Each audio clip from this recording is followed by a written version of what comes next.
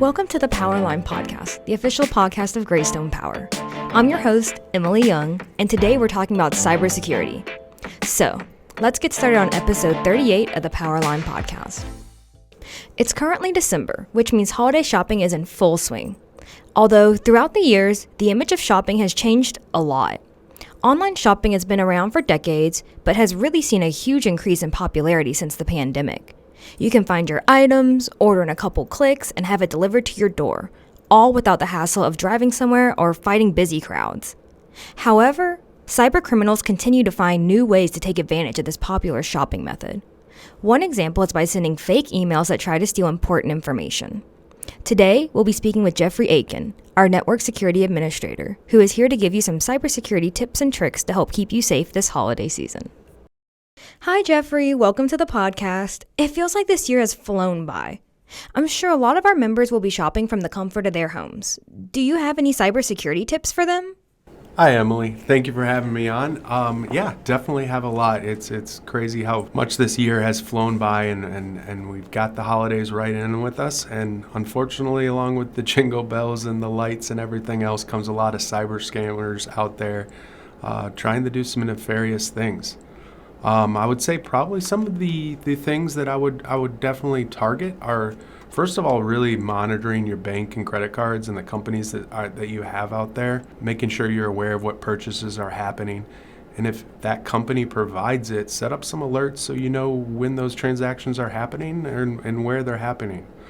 So you can quickly identify any anomalies. The other big thing with this time of year that you need to be aware of is social media. Keeping an eye on it before you share it, really vetting those different types of things that may be out there to make sure that it's correct before you share it with friends and family in the holidays. In addition, if it seems too good to be true, kind of probably is.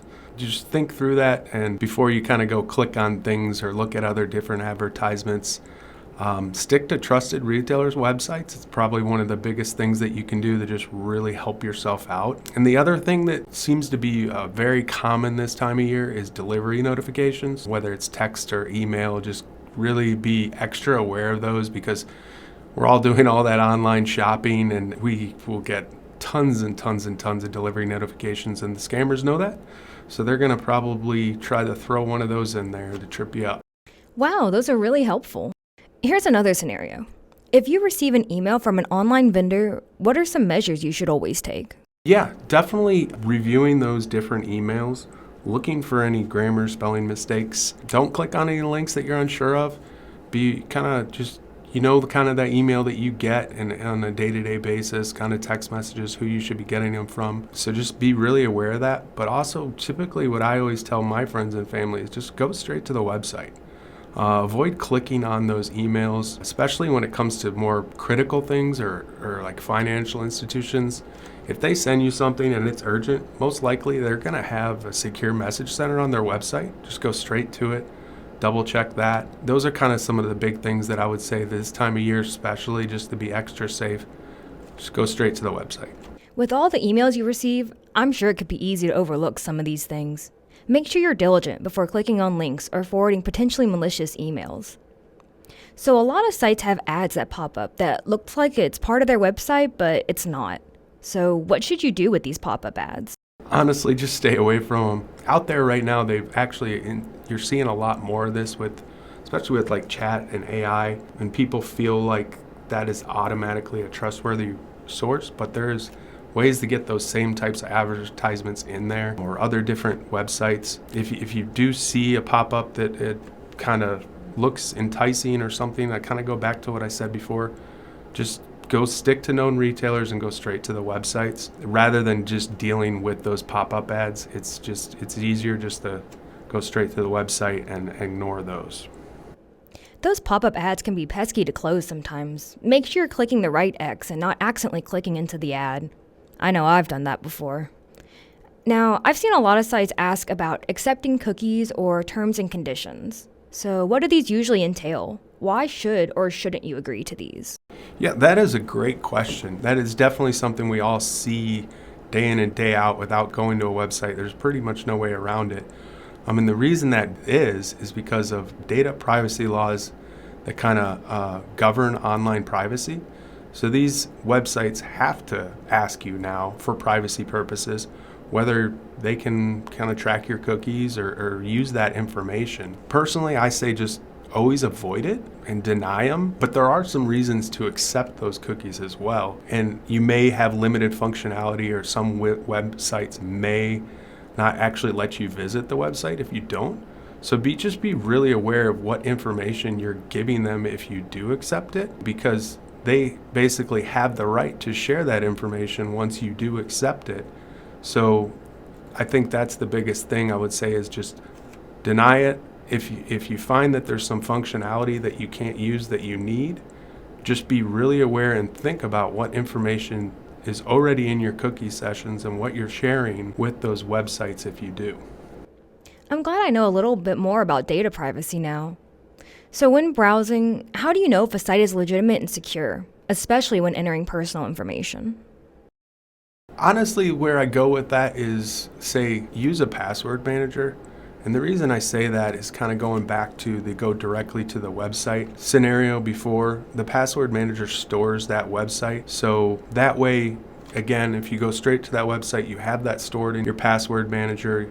You click on it, you go straight to it, it puts in your username and password, and you know that you're going actually to that website because you've already vetted that information in your password manager. If you don't use a password manager, again, going back straight to the site is honestly the easiest way to do it. Outside of that, kind of you can look at some things, agreeing padlock, for instance, in the browser.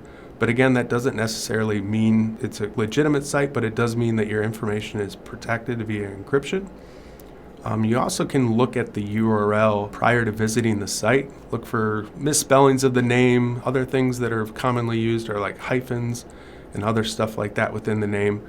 But if you're going to do that, you really need to kind of learn about domains and how those addresses are constructed to be able to spot some of the different scenarios that some malicious actors may use. Again, that takes a bit of knowledge that you're going to have to go out there and kind of learn yourself. Kind of goes beyond what we're talking about here today, but there are a lot of articles out there that can help you out with that. Stay away from shortened URLs. That's very common for a malicious site because it hides the actual identity of the URL and you can't view it. Obviously, you can always hover over those links too if it's in an email or something along those lines.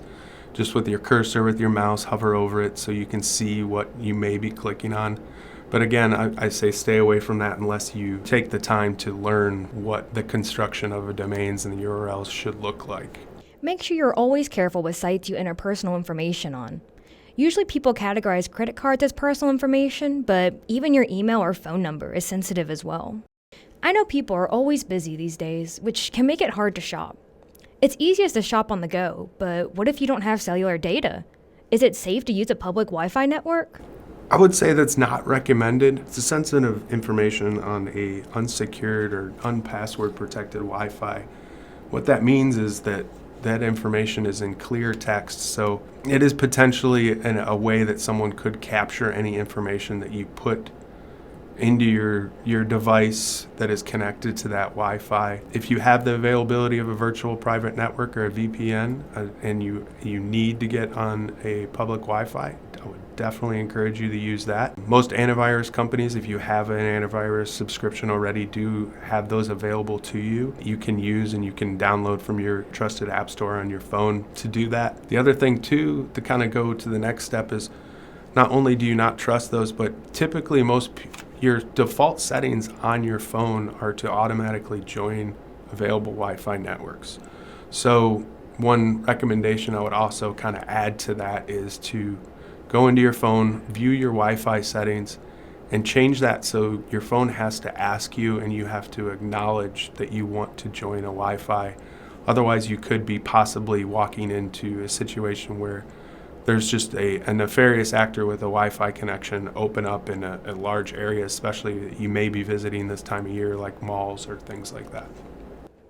Make sure you're staying safe this season. Identity theft or credit card fraud is something you don't want to deal with. Something new I've noticed in recent years are company apps and accounts. I really hate how everywhere requires you to make an account or download an app to shop with them. I can't keep up with all these logins, so can I just make all my usernames and passwords the same? It is it is difficult and near impossible to remember all the emails and passwords that we can possibly know. And that goes back to the password manager.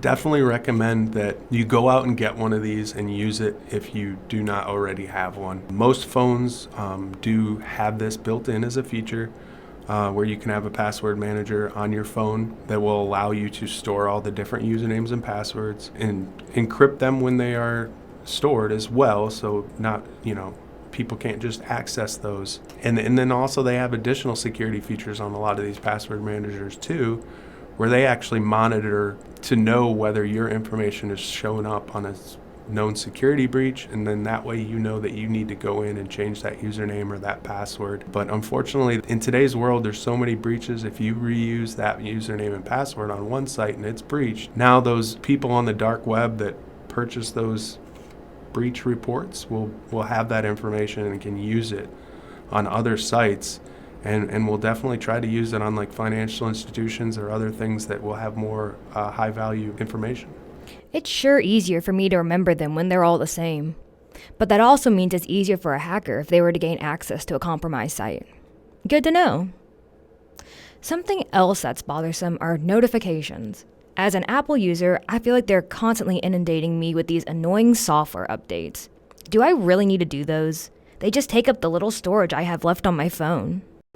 And I understand it can be a lot with all those notifications, but I definitely recommend everyone enables automatic software updates. The fact is, even if you're low on storage or other things like that, I would definitely take the time to really look through your phone storage, maybe see what's not used, unused apps, maybe possibly save some photos or other things in the cloud if you have that opportunity, and really just taking the time to just set that up, because automatic updates and software updates are vital, and it's one of the number one things you can do to protect yourself.